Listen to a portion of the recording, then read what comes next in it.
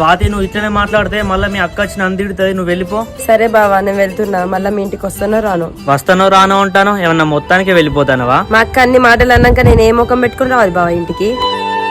వెళ్లే ముందు నా మనసులో మాట మళ్ళీ చెప్తున్నా బావా, నువ్వంటే నాకు చాలా ఇష్టం. ఎందుకు స్వాతి మళ్ళీ అట్లా మాట్లాడతాను? నువ్వు అట్లా మాట్లాడితే నేను తట్టుకోలేకపోతానా? అవునా బావా, నువ్వు నా దూరం పెడుతున్నావు, మరి నేను ఎట్లా తట్టుకోవాలి? స్వాతి నీ ఫస్ట్ జాబ్ కొట్టాలి, తర్వాత లైఫ్ లో సెటిల్ కావాలి, ఆ తర్వాతే ప్రేమైనా పెళ్ళైనా. సరే బావా, నువ్వు జాబ్ కొట్టి లైఫ్ లో సెటిల్ అయ్యేంత వరకు నేను వెయిట్ చేస్తా. నువ్వు చెప్పినంత ఈజీ కాదు స్వాతి. నేను లైఫ్ లో సెటిల్ కావడానికి 1 year కావచ్చు, 3 years కావచ్చు, 5 years కావచ్చు. అన్ని ఇయర్స్ నువ్వు నా కోసం ఎందుకు వెయిట్ చేయడం? మీ వాళ్ళు నీ కోసం మంచి సంబంధాలు చూస్తున్నారు కదా. సరే బావా, నువ్వు ఎన్ని ఇయర్స్ అయినా టైం తీసుకో, నన్ను మాత్రం మర్చిపోకు. నేను నీ కోసం వెయిట్ చేస్తూనే ఉంటా. మంచిగా చెప్తే వినాలా స్వాతి, ఇక లేకుంటే నీ ఇష్టం. పోరా మైదా పిండి, నేను ఇంకా వెళ్తున్నా, బాయ్.